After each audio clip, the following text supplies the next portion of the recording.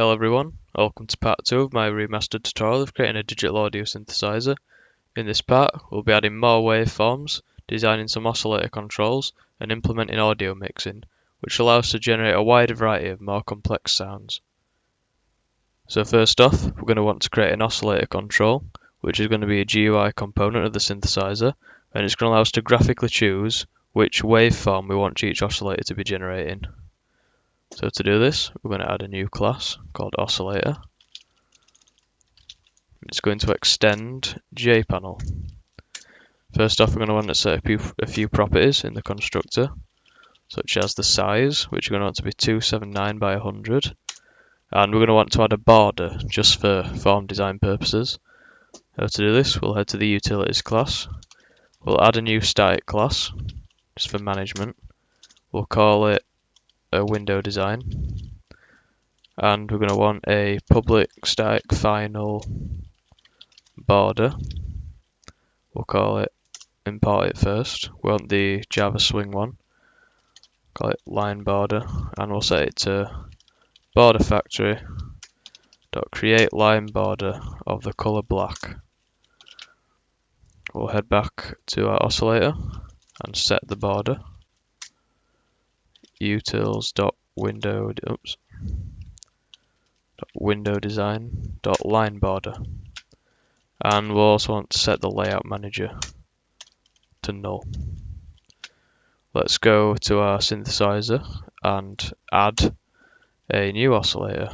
So frame.add new oscillator. Actually, first we'll set some properties of it.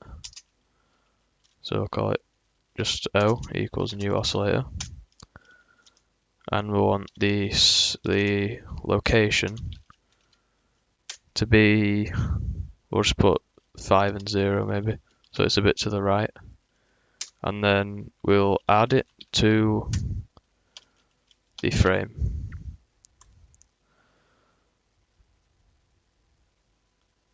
And there we have a basic box that we can fill with waveform specific controls. So now we're going to want to add a mechanism of deciding which waveform we want each oscillator to be generating. So first off, we actually have to specify the different types of waveforms we want to be using. So we'll create a enum called waveform, and we'll add 5 fundamental waves: sine, square, saw, triangle, and noise. If you watch the previous incomplete series, these were the 5 waveforms we used previously. And for each oscillator, we're going to want to have an instance member of waveform.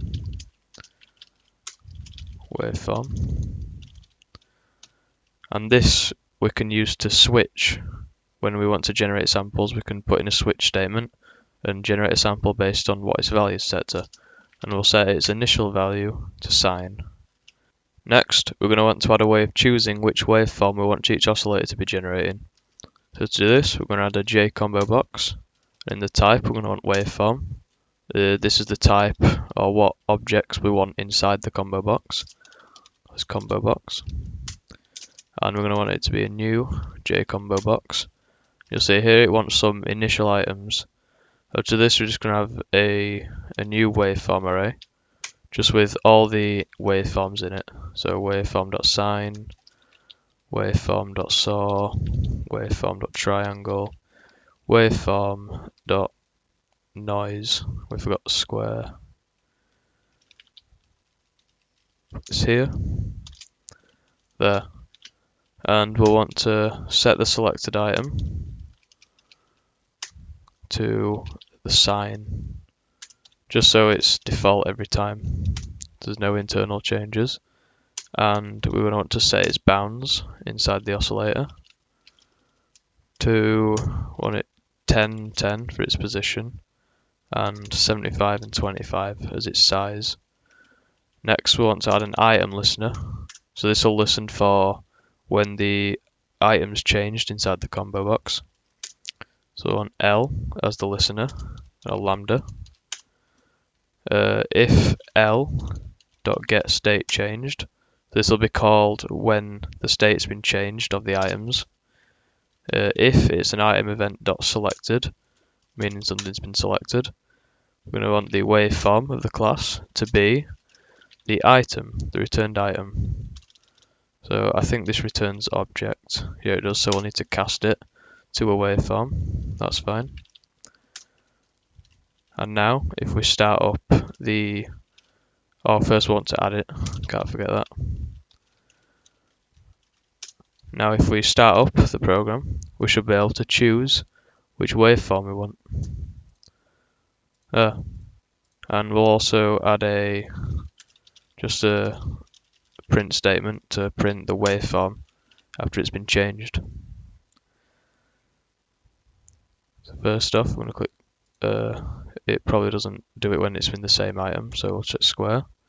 It's appeared here, saw, triangle, noise, and sine. Now we can differentiate between which waveform we want each oscillator to generate.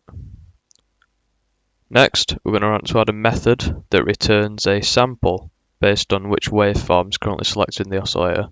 First off, we'll delete this print statement, and then we'll add a public double next sample, or just next sample will do. And then we'll want to switch the current waveform. Then we'll add just cases for every single different wave, so sine, we'll just break them first. Square, saw, triangle, oops, and noise. So we'll be referring to the Wikipedia pages for each waveform because they contain all the algorithms we need. The first one is sine, so we're going to return math.sine. We're going to want to first add a method in utilities to convert from regular frequency, so wave frequency, how many complete waves per second, to the angular frequency, which is used in the sine wave. And all that is a method. Public style double, we can have frequency to angular frequency. We're going to want to pass a double to it. And all we're going to do is return 2 times, we're going to want pi, we'll need to import that because we've included the math class here, so we can't cross-reference, and the frequency. That if it's still here actually, this is all we did in the previous algorithm, I just didn't create a utility method for it. So math.sine utils.math.frequency. We're going to want a fixed frequency for all these, just for now, we'll change this later. So public static final frequency, or public static final double frequency equals 440 Hz, just for now. We'll be able to change this later. We'll want the frequency here. Oops. And then we'll want to times that by a wave position, which you're going to add for each oscillator. So private int wave pos. So we'll times it by the wave pos, and then divide it by the sample rate. So we can reference that from synthesizer remastered.audioinfo.sample rate. Now if you look at the square wave, it is basically the sine function of a sine wave. So remember, square is either 1 or 0, or 1 or minus 1 of the samples. So to do this, we will return math.sine_num of the original sine method. So return 1 or minus 1, or 0 if this value equals 0, or 1 if it's positive, or minus 1 if it's negative. Next, saw, this is a more complex one. You're going to want to look for the functions that have a period A, which means time period, which is based on the frequency and wave position, and it's going to range from minus 1 to 0. That's exactly what we want. So we're going to want to return 2 times. We're going to want, there's going to be if you look here, there's time divided by, or t divided by a, so that's time divided by time period. This is going to be a frequent variable, so we're just going to add it here. beforehand. So double, let's call it t div p, just so we don't have to repeat ourselves. And we're going to equal it to the wave pos divided by the sample rate. This wants to be a double because it's previously a integer where it's defined. So synthesizer remastered audio info sample rate. This is because wave pos is also an integer, and integer divided by integers doesn't return decimal types, so that's a good fix. Then divide that by 1 divided by the frequency.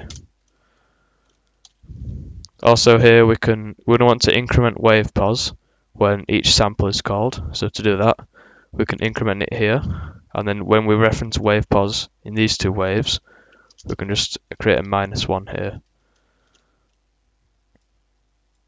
So if we want wave pos to be 0, it'll be 1 here on its first call because we increment wave pos beforehand. And we only use wave pos in these sine and square functions. Score and triangle don't use wave pos unless it's in t div p. So t div p, we want it here. And we want to minus this is the absolute value, or the floor function, sorry. So math.floor, and inside here we want 0.5 plus t div p. That's fine. And in triangle, we're going to want to return 2d, 2 double, times, well, actually we want math.absolute value here. So the absolute value, and then just the algorithm for the saw wave.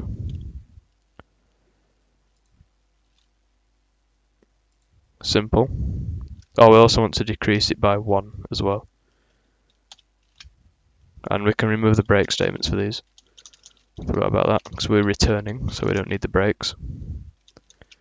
And for noise is just a sequence of random samples that creates that static noise.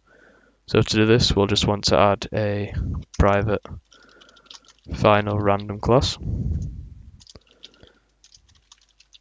Set it to a new instance of random.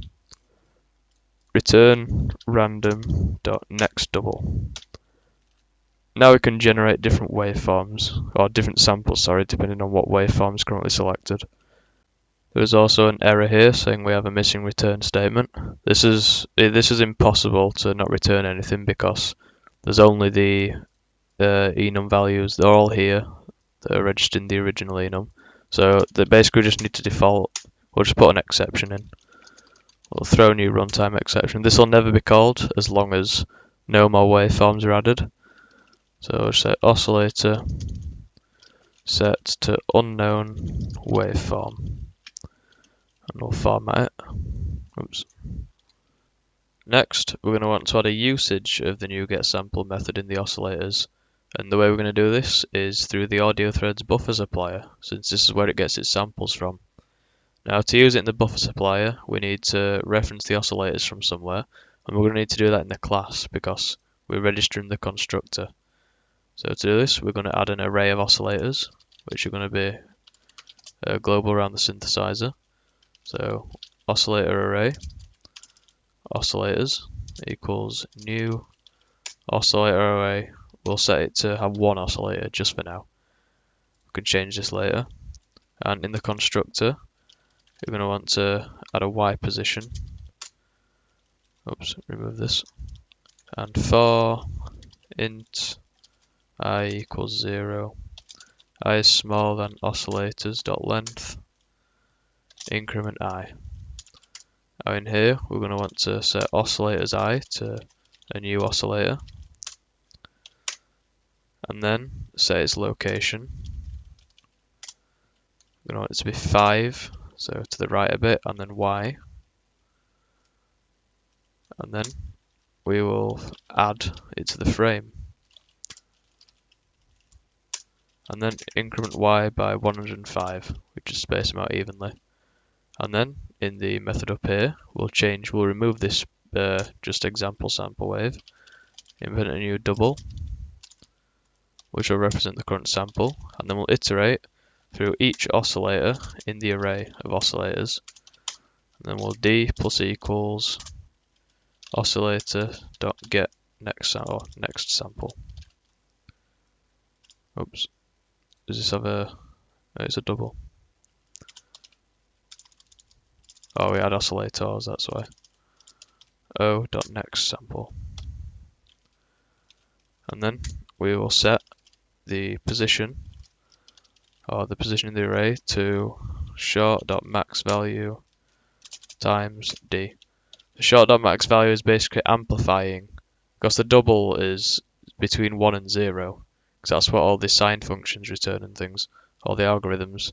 So to amplify it, we just need to use 16-bit audio. So the max value is going to be the max value of a 16-bit integer, which you can reference here from short.max value. Now in theory, this should generate sound of any waveform, since it's all implemented, but there's going to be one problem. I'm going to press a key. We've got no sound. That's because the focus of the form is now on this combo box here. And if you remember, we add a key adapter here, or a key listener, but we add it to the frame. And currently the focus on the program isn't on the frame. So we're going to want to add the same key adapter to every single component that's added to the synthesizer. So what we're going to do to fix this is to add a new class, which is going to be called synth control container. Now what this class is going to do, it's going to be the base class for every custom synthesizer control that contains other subcontrols, such as oscillator, because it adds a J combo box, which has a focus of, it doesn't have the focus of the key listener we want it to. So the first thing we're going to implement actually is, just for future reference, it's going to be a property. It's going to be a boolean, and it's on. We're going to use this in the future, so different controls and the synthesizer as a whole can detect which controls are on and which are off. So we're going to add just two methods here. Public boolean is on, return on, and public boolean set on.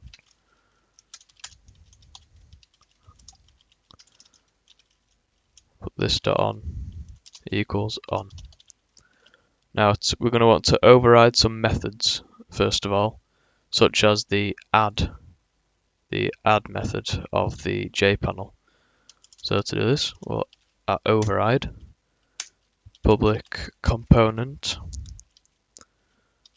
because this is what the add method returns. We want it to be add, and it's going to want a component. Now to add the key listener, we're actually going to want to make it visible to all the synth container controls. So what we're going to do, we're going to delete WavePos here. We're going to take the key adapter, remove this, and we can add the key adapter to the top of the synthesizer remastered class. So to do this, private final key adapter equals new key adapter. Oh, we can paste it. We've already copied the new bit there, and we can add it back here, and we can add a property of a public key adapter get key adapter, which will return the internal key adapter. Now going back to the synth control, we need to implement a constructor. So public synth control container. We're going to want to have pass the synthesizer remastered, and add a protected synth. Oh, we'll add this one private, because no, we won't. We'll add it protected, so we can have base classes access it. Private synthesizer remastered synth, and in here we can. First, actually, we'll make it private, just because we only want it to be accessed in the methods we're overriding here. So this.synth equals synth. Now in here we'll add a key listener to the component we'll be adding. Component get key adapter.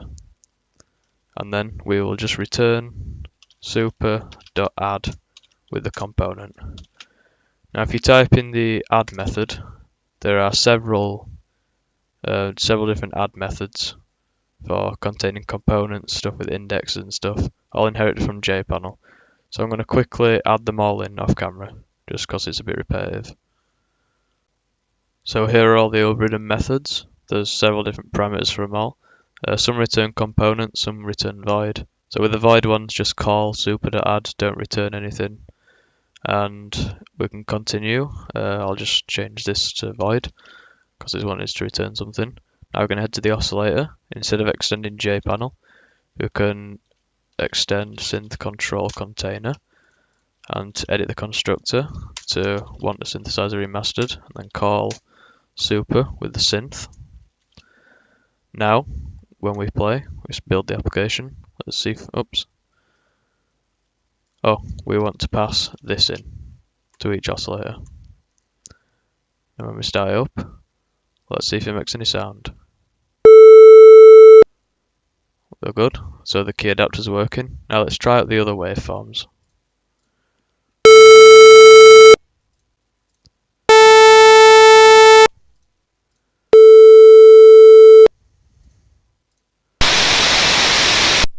Perfect. They're all fully functional, and now we have more sounds to generate. Now the next thing we want is 2 more oscillators. So we can have 3 oscillators and start mixing audio. So the final thing we'll want to do for this part is to add 2 more oscillators. So I have a total of 3, and we can mix different waveforms together, which will produce a load of different sounds. There's only one thing we need to do before this though, and it's up here in the audio threads buffer supplier. Now you see how we, no matter how many oscillators we have, we'd always add the samples. Now since we times the sample by max value, if the D value is greater than 1, so 1.1, it's going to overflow, because short can only contain the maximum value. If it overflows, we're going to end up having weird minus values, and the integrity of the wave, if you plot it on a graph, it's going to look completely different. It's going to be everywhere. So to do this, we need to add one simple thing, which is divide by oscillators.length. This will simply, we'll do a bit of comment math here. So say we have 2 oscillators. One gives us a double, returns a next sample of 1, and the other one also returns, or the other one returns 0.5. So since there's 2 oscillators, we're going to divide this by 2, which will give us 0.75. This is mixed audio, so if we have 2 of these waves playing, we'll hear both waves, allowing for a much greater variety of sound, especially with 3 oscillators. So let's delete this comment, set the oscillator array, so I have 3 oscillators, and now let's try it out, see all the sounds we can make. So all 3 sine waves playing, just like a normal sine wave, but let's add in a triangle wave. You can definitely hear that triangle wave sort of in the background, bit of noise as well. You can hear all 3, then we can have loads of combinations. Can play around with adding several in. And now we just have much more variety of the sounds we can make. This has been part 2 of my remastered tutorial of creating a digital audio synthesizer. In the next part we'll be looking at choosing what frequency we want the oscillators to oscillate at, depending on what key we press on the keyboard, much like a regular musical keyboard. We'll also be looking at offsetting the bass frequency from the key for each oscillator. So thank you so much for watching, and I'll see you in the next part.